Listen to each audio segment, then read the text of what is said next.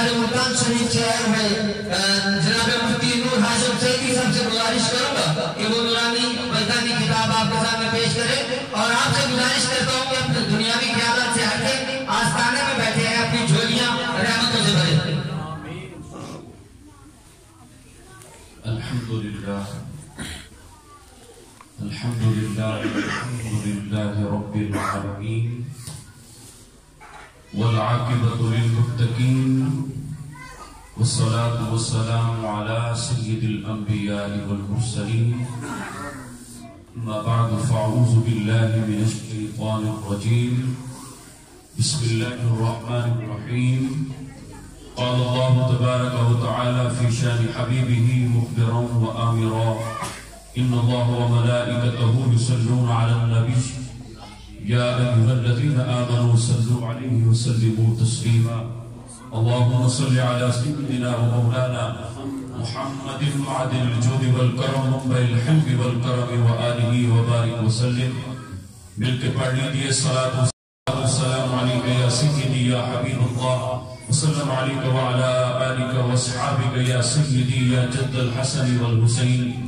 اللهم رب اشرح لي صدري ويسر لي أمري واحلل عقدة من لساني يفقهوا قولي۔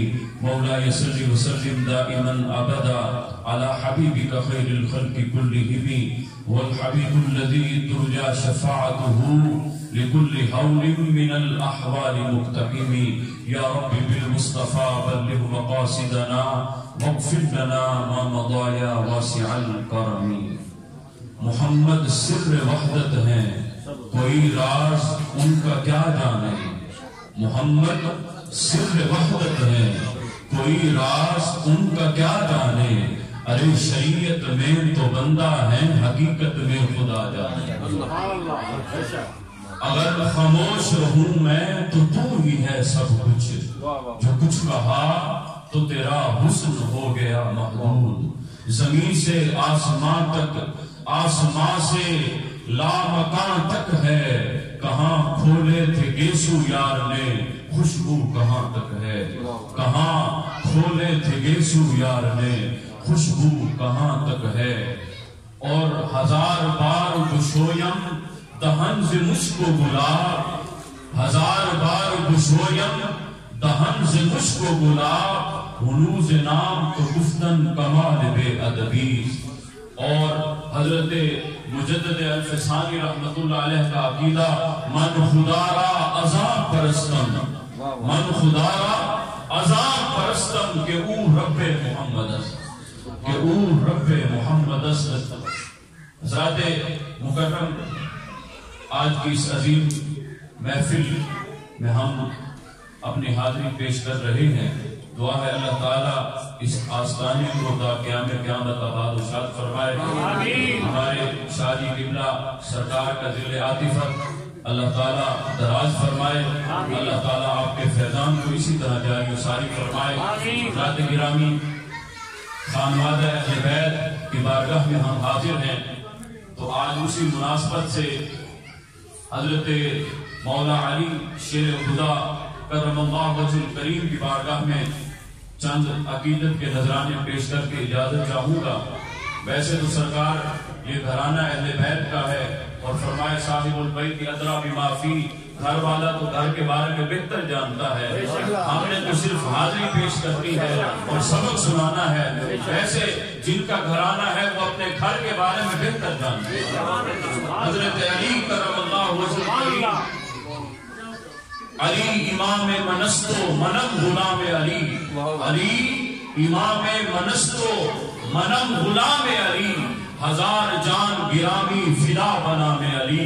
اور لگاتا تھا وہ جب نعرہ تو خیبر توڑ دیتا تھا، علی لگاتا تھا وہ جب نعرہ تو خیبر توڑ دیتا تھا۔ ارے اگر کہتا سمندر کو تو رستہ چھوڑ دیتا، اگر کہتا سمندر کو تو رستہ چھوڑ دیتا تھا۔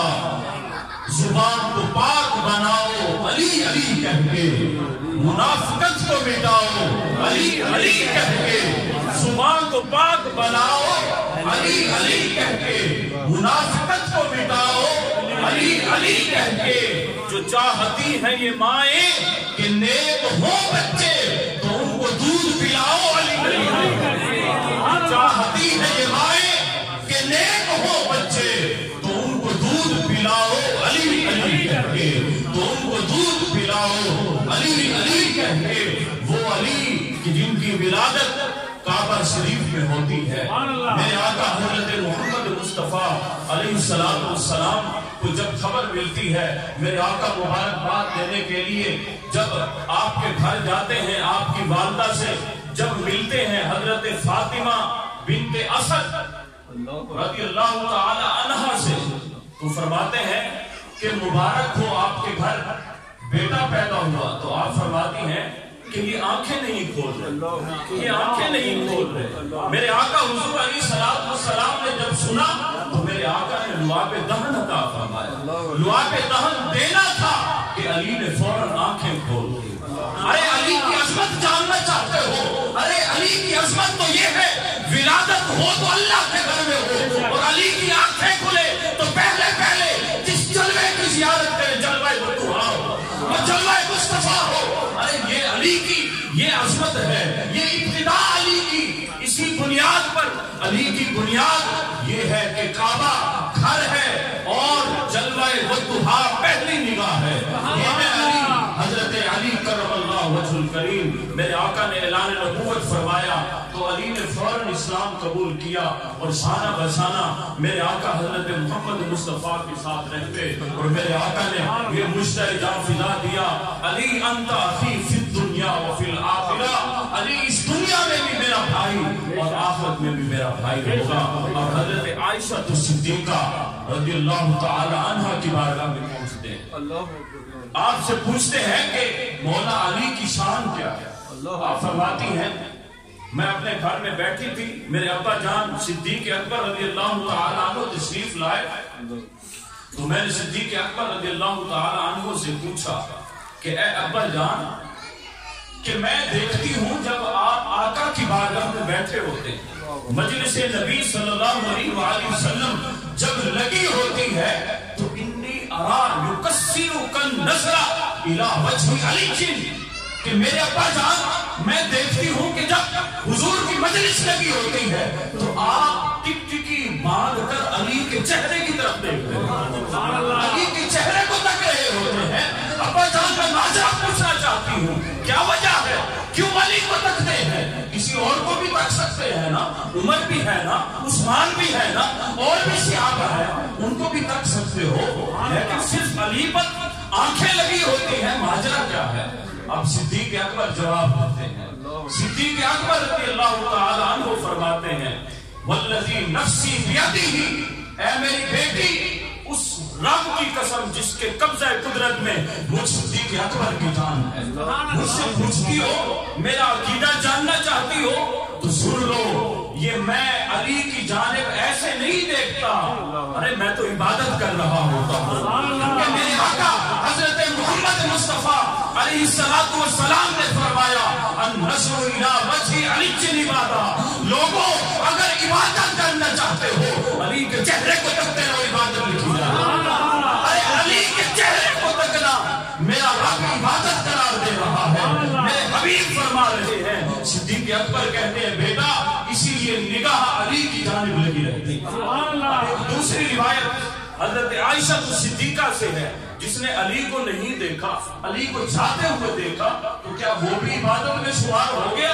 تو حضرت عائشہ صدیقہ فرماتی ہاں لوگوں النظر الی علی عبادہ، میرے آقا نے یہ بھی فرمایا جس طرف علی جا رہے ہوں اس سمت کو دیکھ لینا بھی عبادت۔ ہم بھی تو منگتے تھے نا، ہم بھی تو ان کے گناہگار، ہم بھی تو چاہنے والے ہیں، اب ہمارا کیا بنے گا؟ ہم کیسے عبادت کریں؟ ہم نے تو علی کے ظاہراً نہ چہرے کو دیکھا نہ ہی جاتے ہوئے دیکھا، تو ہمارا کیا بنے گا؟ لیکن قربان جائیے حضرت اما عائشہ صدیقہ سلام اللہ علیہ کی نگاہ کرم پر کہ آپ نے فرمایا لوگوں بات یہاں تک ختم نہیں ہوئی، میرے آقا نے فرمایا جس نے میرے علی کا ذکر کیا، ذکر علی سے عبادت، جس نے علی کا ذکر کر دیا، جس نے علی کا نعرہ لگا دیا، وہ بھی عبادت میں شمار ہے۔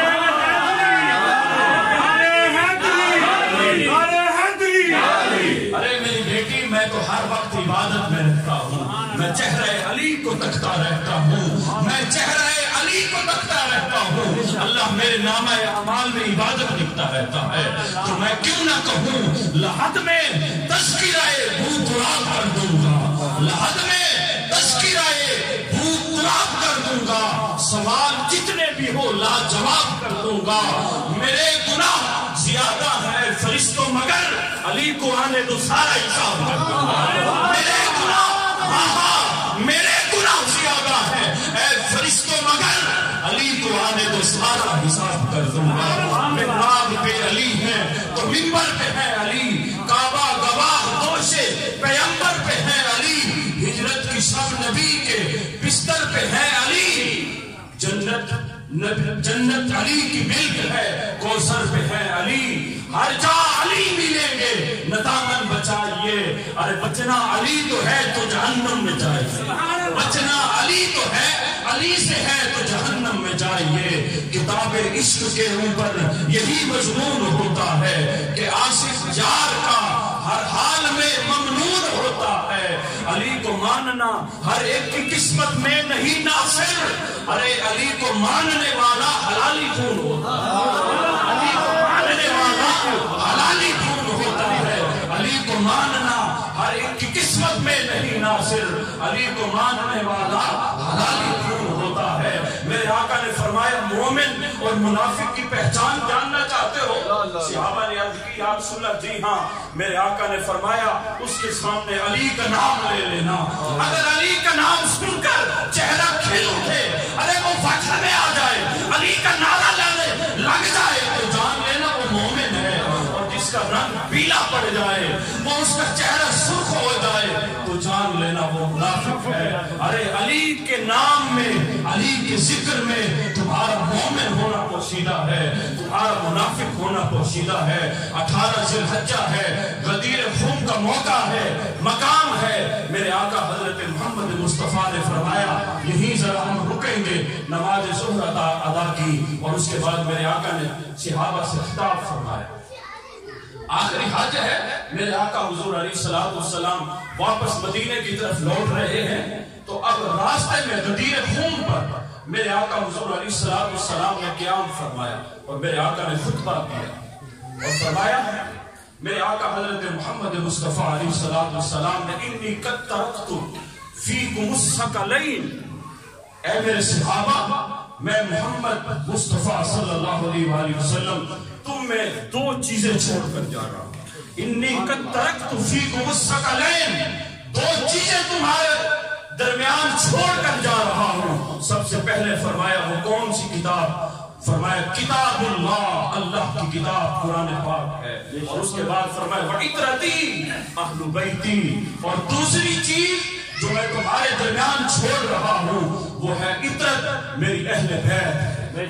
اب فرمایا کہ پہلا تحفہ جو ہے وہ تحفہ خداوندی ہے، وہ کتاب اللہ ہے، اور دوسرا تحفہ وہ تحفہ مصطفیٰ صلی اللہ علیہ وآلہ وسلم، یعنی وہ عطرت اہل بیت رضوان اللہ تعالی علیہ اجمعین کی ذات ازواج مقدسہ ہیں۔ اب میرے آقا حضور علیہ السلام نے اس کے بعد فرمایا هل تعلمون انی اولا بالمؤمنین من انفسهم، گواہی نہیں میرے آقا نے، هل تشهدون انی اولا بالمؤمنین من انفسهم، کہ اے صحابہ کیا تم گواہی دیتے ہو کہ میں نبی جو ہوں، میں ولی ہوں ہر مومن کی جان کا؟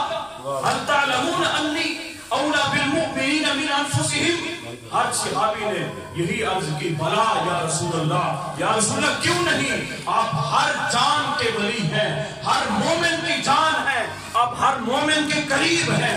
تو میرے آقا حضور علیہ السلام نے اتنے میں فرمایا کہ علی کو بلا کر لاؤ۔ اب اتنے میں علی کو بلایا گیا، صحابہ کا مجمع ہے، کم و بیش 1,24,000 صحابہ کرام علیہ السلام علیہ مجمعین ہے۔ میرے آقا نے علی کا ہاتھ پکڑا اور ہوا میں لہرایا، فرمایا اے میرے صحابہ جب تم نے گواہی دے دی تو مجھ محمد کا فرمان سنو، ان اللہ مولایا وانا مولا کل مومن، لوگوں میرا مولا میرا رب ہے، وانا مولا मौला लिकुल मोमिन, और मैं मौला हूँ हर मोमिन का। और ये अली है, ये अली का हाथ लहरा रहा हूँ। फरमाया वमन कुन्तु मौलाहु फहाज़ा अली से मौला, और जिसका मैं मोहम्मद मौला हूँ उसका मौला हजरत अली करमल्लाहु वजहुल करीम है। लोगों, जिसका मैं वली हूँ उसका वली अली है, जिसका वली अली नहीं उसका वली नबी नहीं।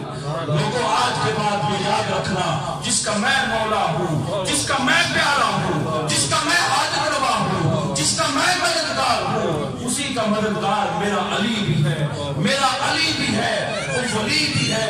और जो इससे दूर रहा वो मुझसे दूर रहा, और जो मुझसे दूर रहा वो खुदा से भी दूर रहा। हज़रात गिरामी, ये अहले बैत की मोहब्बत हमारा ईमान है, हमारा इत्तिकाद है, और यकीनन अल्लाह अज़्ज़ व जल अपने अहले बैत के तुफैल हमारी बख्शिश फरमा देगा। मेरे आमाल तो बख्शिश के नाकाबिल थे, मगर फिर भी नसीब की मोहम्मद ने शफाअत तो खुदा मान गया। फौलाद का दिल पत्थर का जिगर सब पारा पारा होता है, फौलाद का दिल पत्थर का जिगर सब पारा पारा होता है। अरे जब नाम अली का लेते हैं मैदान हमारा होता है। अस्सलाम वालेकुम। जबरदस्त, माशाअल्लाह। सुभान अल्लाह। ये थे